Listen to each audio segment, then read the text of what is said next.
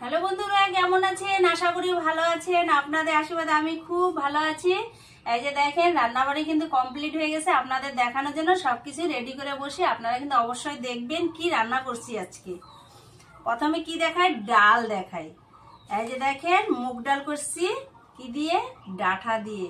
দেখছেন, আমি সব রকমের সবজি দিয়ে সবকিছু রান্না করতে পারি। অনেকেই পারে, শুধু আমি পারি এটা না। এই দেখেন, ডাঁটা দিয়ে ডাল করছি, আমাদেরই বাড়ির ডাঁটা।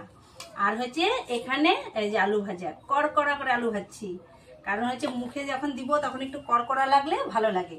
আর এখানে দেখেন ভাত, এই যে দেখেন ভাতও হয়ে গেছে। গরম ভাত, গরম ডাল, গরম আলু ভাজা, সব কিছু গরম। এই যে ভাতও কিন্তু রেডি করতেছি। যখনই রান্নার ভিডিওটা দেখায় তখনই কিন্তু আমি ভাত রেডি করি, কারণ হচ্ছে রান্না হয়ে গেলেই আমাদের খাওয়া দাওয়া শুরু। এই দেখেন, দেখছেন? এই দেখেন কি মোটা মোটা চালগুলা না? আমরা মোটা চালের ভাত খাইতে ভালোবাসি। আমার মোটা চালের ভাতটা ঝরঝরা হবে। আর যা কিছুই রান্না করেন, কিন্তু আমার ভাতটা একদম ঝরঝরা লাগবে। আমি ওই প্যাঁচা ভাত খাইতে পারি না। সত্যি কথা বলতে কি, আমি বাসমতি চালের ভাত অত পছন্দ করি না। এই যে দেখেন, একদম থালার মধ্যেই দিয়ে দিব ডাল। এই দেখেন, ডাঁটাগুলো একটু শক্ত শক্ত হচ্ছে।